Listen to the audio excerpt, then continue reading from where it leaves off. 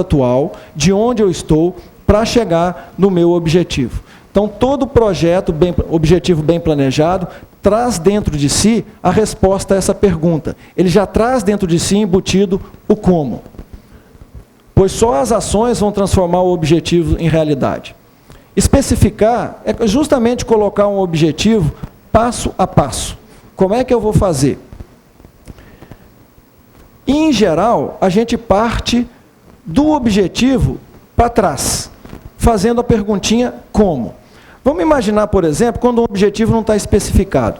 Imagina que eu estou numa situação aqui, quebrado, estourado na minha vida financeira, devendo no cheque especial. E fico colocando como um objetivo de qualidade de vida que eu quero ter uma reserva em torno de R$100 mil dentro de algum tempo.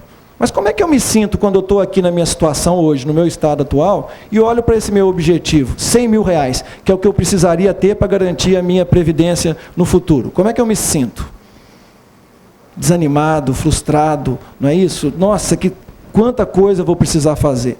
Mas quando eu começo, o cliente chega geralmente desse jeito, quando ele procura o coach, ele está vivendo certos conflitos. Então tá, você quer ter R$100 mil? Como é que você vai fazer para ter R$100 mil? Bom, eu tenho que ganhar mais do que eu gasto. Como é que você vai fazer para ganhar mais do que você gasta? A cada resposta a gente vai especificando, vai perguntando como. Bom, ganhar mais não tem jeito, eu tenho que gastar menos. Ok? Como é que você vai fazer para gastar menos? Bom, eu tenho que fazer uma planilha financeira, saber os meus gastos. Como é que você vai fazer para fazer isso? Eu vou começar a anotar. Ok, então chegou num primeiro passo que a pessoa pode fazer hoje, aqui e agora, que é o primeiro degrau em direção àquele objetivo maior. Adianta a pessoa imaginar qual é o investimento que ela vai fazer, qual é o fundo que paga mais, o que rende mais, se ela nem saiu da situação devedora que ela está? Então, ela tem que focar no primeiro passo. Então, quando eu volto para essa minha avaliação, continuo estourado no cheque especial, quero ter R$100 mil, mas vejo tudo isso definido passo a passo, e sei que o primeiro passo é começar a anotar os meus gastos, depois cortar alguns custos, etc. Como é que eu me sinto agora quando eu olho para o meu objetivo novamente? Melhor, mais motivado? Ou seja, isso aumenta a chance de eu alcançar o objetivo. Outra coisa, se você não planejar, é justamente lá no momento que a gente entra de cabeça nos nossos objetivos, que vão surgir vários passos que você não planejou, que você não levou em consideração, e são esses passos, que é o que a gente chama de dificuldade, de sabotagem, de problema, de obstáculo, de conflito, que acabam desanimando e faz com que a gente desista do nosso projeto. Tá certo? É por isso que a gente tem tanta dificuldade de alcançar objetivos. Nós aqui, gente, latinos, nós temos uma dificuldade danada de fazer esse passo aqui. A gente tem preguiça, a gente não gosta de especificar. A gente tem essa ideia de que a gente tem um objetivo e basta ter ele em mente, a gente vai, no dia a dia, tomando a decisão e vai resolvendo aquilo que vai fazer. Mas não é bem assim. Quando a gente dá esse treinamento lá no nosso curso, por exemplo, em 15 minutos, na hora que a gente pede para a pessoa, os alunos nossos especificarem o objetivo, 15 minutos estão prontos. Quando a gente vai fazer um curso lá fora, nos Estados Unidos ou na Europa, eles ficam 3 horas nesse item aqui, especificando passo a passo, etc. É uma questão cultural, né? Mas é nisso que a gente enfrenta muito conflito. Se a gente não planejar os passos. Quem assistiu a palestra do Amir Klink ontem? Né? Vocês lembram na hora que ele falou, ele tem muito disso aí, né, do passo a passo. Então, dos erros, né, que ele cometeu. E vários dos erros, que na verdade são aprendizados, são falta de passos que ele não tinha pensado, que ele não tinha planejado. Fez um plano mirabolante para poder lidar com as tempestades, com ondas de 27 metros, etc. Tal. O que é que derrubou ele? Foram as calmarias, tá certo? Então, a gente tem aquela tendência de fazer plano, de colocar no papel só as coisas grandes, a geleira, né, igual ele deu o exemplo. É só isso que a gente coloca no plano. Mas não é isso não, é aquele pedacinho de gelo que ele não vê, que era o maior risco dele, tá certo? É a calmaria, ou um detalhe de comida, ou um detalhe que ele não pensou, que faz com que a gente não alcance os nossos resultados. Então, especificar, colocar passo a passo é uma coisa muito importante, tá certo? As pessoas muito globais, genéricas, generalistas, aprendem muito quando elas treinam especificar, tá certo? É um conselho que eu dou a vocês. Comecem a pensar nisso, colocar as coisas mais passo a passo, e depois vocês vão ver o impacto que isso dá nos objetivos de vocês. Bom, E o último critério desses 5 diz que para um objetivo ser mais alcançável, ele deve ser ecológico. O que é isso, hein, gente? Objetivo ecológico, né? Tem a ver com natureza, essas coisas todas? Vem do conceito das ciências mesmo. Na ciência, qual é aquela ideia de ecologia? Que nós pertencemos a um sistema, a um ambiente, onde tudo está interrelacionado entre si. Você muda uma coisa aqui, você vai ter uma repercussão lá na frente. É dentro daquela ideia de que quando eu vou fazer as ações ou inserir um novo objetivo na minha vida, existe uma grande chance desse objetivo novo que entrou na minha vida entrar em conflito com os objetivos que eu já tenho. Então isso vai disputar por dinheiro, por tempo, por dedicação, por energia minha, né? E às vezes eu não faço nenhuma coisa nem outra. E isso vai entrar em conflito, existe uma boa probabilidade de entrar em conflito com outras pessoas. Então eu batalho uma promoção lá na empresa, né? E de repente ganho a promoção, vai melhorar minha vida, minha qualidade de vida, vou ganhar mais, né? Mas não conversei, e agora eu sou gerente regional lá da empresa. E na hora que chega lá em casa para contar para a esposa, né, que conseguiu a promoção, a esposa pode falar algo do tipo: mas bem, e a gente? Nossa vida já não está legal, como é que vai fazer agora? Você vai ter que viajar, uma série de coisas? O filhinho lá, o pirralhinho de 4 anos, papai, e o nosso futebol? Né? Ou seja, a pessoa pensou num objetivo, mas não avaliou quais seriam as implicações que isso iam ter no círculo de relações dela, nos outros objetivos. E quantos não são os casos que eu já vi de pessoas desistirem de promoções, voltarem atrás, às vezes nem terem como fazer isso, ter que sair da empresa, porque não avaliaram bem qual seria o impacto disso nas pessoas próximas que vivem. Então, é muito importante a gente considerar os impactos disso nas pessoas. Porque os nossos objetivos, geralmente, eles estão dentro dessas áreas, com essa ideia de ecologia. Ou é um objetivo ligado ao trabalho, ou é um objetivo ligado a lazer, descanso ou os meus relacionamentos. Não tem jeito, se eu mexo numa coisa, eu vou interferir na outra. Se eu quero aumentar o trabalho, vai ter que sair de alguma coisa, do lazer, do descanso, do meu tempo de relacionamento. Se eu quero ter mais lazer, de algum lugar vai ter que sair. É do trabalho, é do relacionamento, é do meu descanso. Né? É por isso que alcançar certos objetivos, quando eles são relevantes, é algo tão difícil. Né? Por isso que falar qualidade de vida, todo mundo fala, mas colocar em prática é algo tão difícil, porque isso acaba competindo pelos vários nossos outros objetivos. Qual é a palavra-chave para resolver conflito no mundo todo? Briga, né? Conflito pressupõe isso, briga, disputa. O que se faz? Qual é a palavra-chave? Negociação. Então, você quer resolver problemas ecológicos, conflitos, negocie com você, ok? Então, agora eu vou ter que ter um tempo maior no trabalho, mas eu faço um compromisso que no ano que vem eu vou desligar de tal coisa, eu vou parar tal curso, eu vou dedicar mais à minha qualidade de vida. Você pode negociar com você. Negocie com as outras pessoas, busque o apoio dessas pessoas. Porque se você não faz isso, você vai ter muito problema. Em construções, por exemplo, vá lá saber o que seu vizinho acha, tá certo? Qual é a ideia? Olhe o impacto que isso vai ter, porque senão lá no meio da construção, você recebe um embargo lá da prefeitura e foi o vizinho que você não foi consultar, porque você começou a fazer sombra que ele não gostou, por exemplo. Né? Então, isso é muito importante e a gente acaba tendo muito problema em relação a isso. Bom, a gente começa a perceber, não sei qual é a ideia de vocês, que alcançar um objetivo não é uma coisa tão simples assim, né? Principalmente objetivos relevantes na nossa vida. Coisas banais a gente consegue facilmente. Objetivos mais relevantes não é tão assim não. Além de todos esses conflitos que a gente pode ter de planejamento, de não saber o que quer, existe aí um diabinho ou dois que acabam complicando isso aí. Vocês têm uma ideia de qual seria um diabinho que dificulta a vida da gente até? Que torna as coisas muito mais difíceis? Eu vou dar uma ajuda para vocês. Não sei se alguém aqui né? Acho que quase não deve ter ninguém, não. Com esse negócio aí, perfeccionismo. Né? Ninguém, isso não deve ter aqui no Brasil. Ninguém gosta de fazer as coisas bem feitas, perfeccionista, não é não? Isso aqui é uma coisa que complica demais, o perfeccionismo. Por quê? Acaba levando a gente aos extremos. Eu quero muito, eu quero tudo, eu quero rápido, tá certo? Eu quero é para ontem. Não adianta o que eu já alcancei, eu quero sempre o melhor. Né? A gente vê aí propagandas, não adianta você atingir o topo, você tem que ir além. Então a gente começa a ser incutido dessa ideia de que não basta o que você fez, você tem que ir mais. Os mínimos detalhes, é no trabalho, tem que ser tudo certinho, detalhe, etc. É na vida pessoal, é no controle do peso, é nos relacionamentos, é uma exigência, é uma quantidade enorme de detalhes que acaba dificultando. Você não consegue lidar com isso tudo ao mesmo tempo. E se a gente não faz isso, a gente sente muita culpa, a gente sente muito incomodado. A culpa de não ter feito perfeito, é a culpa de não ter feito do jeito que eu queria. Mas se eu me coloco umas expectativas tão altas dentro do meu objetivo, a maior chance é que aconteça o quê? Se o meu objetivo é muito rigoroso, muito exigente, muito perfeccionista. A minha tendência é eu me frustrar, e então quando eu me frustro com algo, qual é a tendência de eu fazer com aquele algo? Desistir. E por isso que a gente acaba abandonando muito dos nossos objetivos. Então, perfeccionismo é uma coisa que a gente tem trabalhado muito no processo de coaching, no processo de qualidade de vida, de mudança. Mas não é só esse diabinho, não. Tem um outro.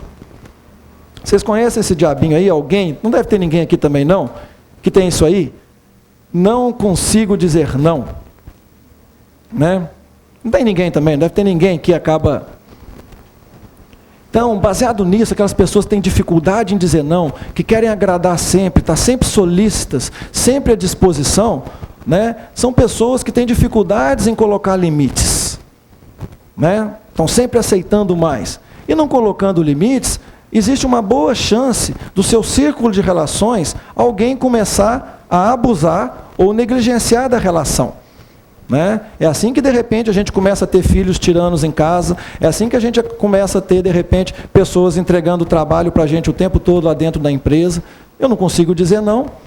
É assim que você está emprestando dinheiro para todo mundo em dificuldade financeira, mas não consegue dizer não, ajudando irmão, tia, cunhado, pai, colega. Então, essa dificuldade de dizer não acaba muitas vezes nos subjugando e dificultando a gente fazer certas mudanças porque a gente fica sobrecarregado. Colocar limites é muito importante. Não precisa, muitas vezes, bater o pé, berrar, ter chilique, acessos de raiva, que às vezes é a maneira com que a gente faz. Porque a gente começa a ser muito condescendente, aí quando alguém abusa, chega um limite, você estoura. Aí toda vez que você vai dizer não, é estourando, é com raiva. Aí você já acha que o único jeito de dizer não é dessa maneira, mas não é não. A gente tem várias estratégias que a gente trabalha quando a gente muda, se é isso que a pessoa quer mudar, em como dizer não e repercutir melhor nos seus relacionamentos. Afinal, justamente essas pessoas para as quais eu não consigo dizer não, são as pessoas mais próximas, que eu amo, são as pessoas do meu círculo de trabalho e são as pessoas que eu tenho mais dificuldade e sinto mais culpa de novo em dizer não. Então, se eu não consigo trabalhar o meu sentimento de culpa, eu não consigo mudar certas regras. É por isso que muitos programas que vêm de fora, que a empresa vem, a gente não consegue mudar, porque a gente não consegue lidar com o nosso sentimento de culpa. Que são aquelas questões que eu te falei, que são várias coisas que acabam influenciando nos nossos resultados. E quando junta esses dois diabinhos, do perfeccionismo, e eu não consigo dizer não por causa do sentimento de culpa, a gente acaba caindo numa certa ilusão, que o Amir Klink também falou ontem, que um dos maiores erros da vida dele foi quando ele caiu na ilusão da prepotência, da onipotência, de achar que sabia tudo, de achar que dava conta de tudo. Então a gente acaba tendo essa ilusão de que a gente é super, super-homem, super-poderoso, super-poderosas, e acaba de repente carregando o mundo nas costas, sobrecarregada, não tendo tempo para nada. Tá certo? Fazendo tudo, assumindo tudo, é problema no trabalho, é problema em casa, é problema de mãe, de pai, de cunhado, e etc. E então a gente acaba levando uma vida desse jeito, como se fôssemos burros de carga, trabalhando para quê? Qual é o meu objetivo? O que eu quero para a minha vida? Então, importante essa reflexão aí sobre essas duas coisas. Que às vezes não adianta, se você não mudar isso, a pessoa não consegue colocar em prática o objetivo. Ela quer, mas as circunstâncias da vida dela não deixam. E juntando esses diabinhos todos, que levam a essa sobrecarga, a gente acaba caminhando para isso aí, para o estresse e para a depressão. A gente já começou a entender um pouco mais a fundo de como as pessoas caminham para o estresse, para a depressão, e não tem muito a ver, lógico que tem a depressão medicamentosa, a depressão por depressão de neurotransmissores, mas a maioria tem a ver com isso aqui, tá certo? Tem a ver com trabalho, descanso e lazer. Qual que é a diferença entre essas coisas, gente? por exemplo, de trabalho e lazer. Qual que é a diferença? Trabalho é obrigação. E se você gostar da sua obrigação, é trabalho ou já é lazer ou um divertimento? Dá retorno financeiro. Um ganha, outro gasta. E se você vai ter um lazer e você vai fazer um lazer por obrigação? Isso é lazer, divertimento ou é trabalho? Tem gente que diz que trabalha para descansar. Meu trabalho é o meu descanso. Eu descanso da família, descanso disso, descanso daquilo, e vou no trabalho. Ok? Então, peraí, trabalho e descanso, qual que é a diferença? Se vocês não sabem, gente, então provavelmente vocês podem estar confundindo essas coisas aqui. Bom, vamos dar o nosso conceito que a gente trabalha no processo de mudança. Trabalho são aquelas coisas que nós fazemos por obrigação e por necessidade. Mas alguém vai falar, mas eu adoro o meu trabalho, não tem problema nenhum. Ótimo que você gosta do seu trabalho. Mas eu até tenho pensado nisso. Tenho visto tanto problema em pessoas que adoram os seus trabalhos, que adoram o que fazem, tá certo? Que eu acho que até que seria bom que a gente não gostasse tanto do que faz. Porque senão a gente acaba vivendo só para o trabalho, né? Vivendo para trabalhar. Mas trabalho, além de ser por obrigação, ele gasta energia, ele nos consome, né? Ele tira as nossas forças. Lazer são aquelas coisas que nós fazemos por puro prazer, porém também gasta energia, tá certo? Então, por exemplo, eu vou para uma balada à noite, por puro prazer, ok, mas a gente chega cansado, gasta energia, me consome? Sim, né? Eu relaxo, mas me consome. Eu pego aí um carro num feriado prolongado, 4 dias, vou daqui para o Espírito Santo, enfrento fila, congestionamento na estrada, etc. tal, gasta energia? Gasta, eu volto às vezes até mais cansado, mas eu me diverti. Então, essa que é o nosso conceito de lazer. E o que é descanso, então? Então, lazer também gasta energia. Descanso são aquelas coisas que você faz ou deixa de fazer, para recuperar as energias que você gastou trabalhando ou gastou tendo lazer. Entendendo esse conceito, essa ideia, vamos ver como é que essas coisas funcionam. Então, por causa daqueles diabinhos do perfeccionismo, do assumir tudo, do querer dar conta de tudo, as pessoas acabam tendo um script de vida muito baseado nessa coisinha aqui, ó, desempenho, trabalho, tá certo? E então, o que acontece com alguém que só pensa no trabalho, que só pensa no desempenho? Quando chega à noite em casa para dormir, o que acontece com o sono dela? Com a qualidade do sono? Diminui, não é isso? Então já não dorme bem porque fica pensando em todas aquelas coisas que ela devia fazer e que ela não fez durante o dia no trabalho. Como ela, ao longo do tempo, o sono dela vai ficando um sono de pior qualidade, o que começa a acontecer a longo prazo no trabalho e no desempenho? Cai. Nossa, mas para essa pessoa o trabalho é tudo. Como é que agora eu não estou mais lembrando das coisas? Minha memória está diminuindo, eu não estou mais aguentando fazer tudo o que eu fazia. Então, na hora que ela vai dormir, preocupada desse jeito, o que acontece com o sono? Piora ainda mais. E a longo prazo, vai ter um impacto maior no desempenho. Bom, já que o desempenho está caindo, minha qualidade de sono também está caindo, né? Quando surge um tempinho para fazer um lazer, o que acontece? A pessoa não faz, né? Então, o lazer dela começa a diminuir. Passando um tempo sem lazer, né, sem diversão, o que começa a acontecer no trabalho e no desempenho? Cai, não é?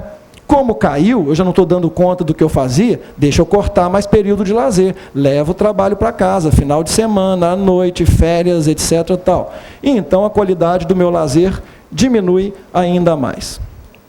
Bom, já que eu também não estou tendo lazer, eu não faço coisas para divertir, o que isso tem impacto no meu sono? Leva o que o meu sono?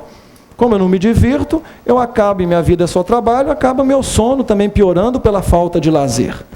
E quando surge um tempinho para divertir, como é que eu estou? Cansado pela falta de sono, aí que eu não tenho lazer mesmo. E o que acontece no desempenho? Cai ainda mais. Então, gente, essas coisas vão acontecendo e essas polias vão rodando cada vez mais rápido.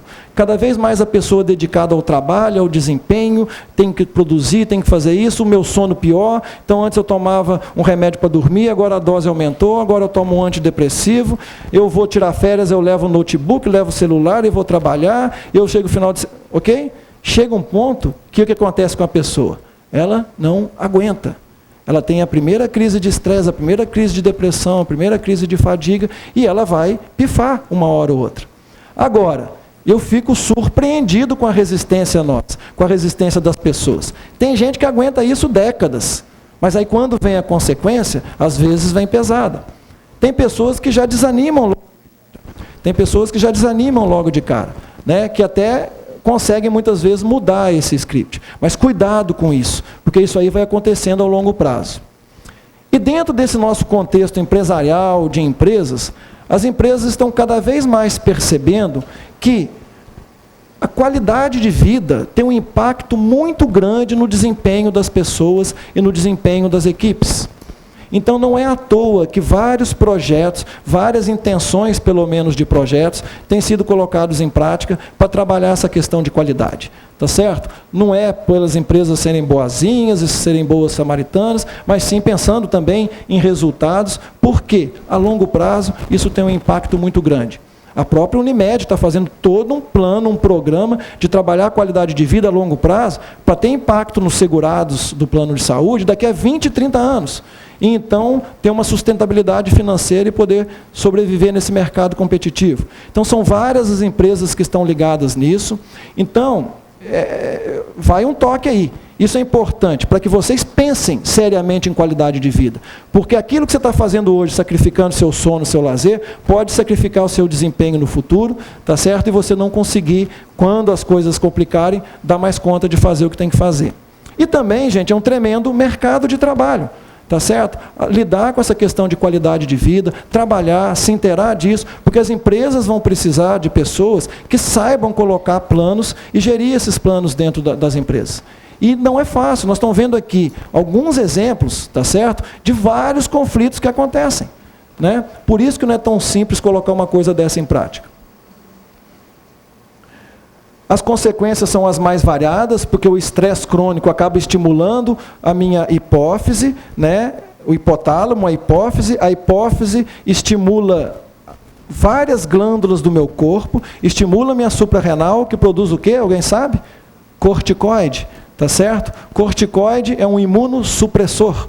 Então, quando a gente está em estresse crônico, a gente tem altos níveis de corticoide circulando no nosso corpo.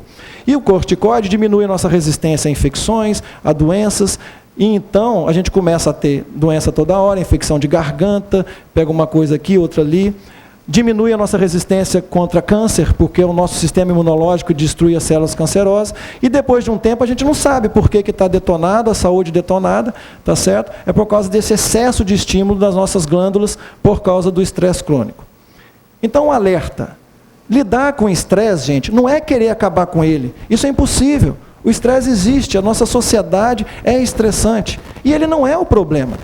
O verdadeiro problema é aquela pessoa que perdeu a capacidade de descansar e ter lazer. Então o problema não é o que você tem, é o que te falta. O problema seu, se você estiver nessa situação, é a falta de um sono adequado, é a falta de um lazer adequado. E às vezes a gente fica querendo acabar com o estresse. Não tem como. Então, vamos nos estressar, ok? Tem até maneiras de diminuir, sim, lidar com isso. Mas vamos incluir mais descanso e mais lazer na nossa vida, tá certo?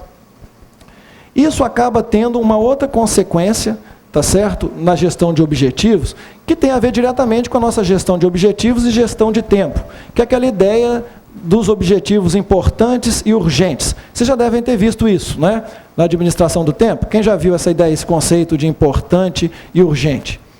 Algumas pessoas. Qual que é a diferença, hein, gente, de importante e urgente?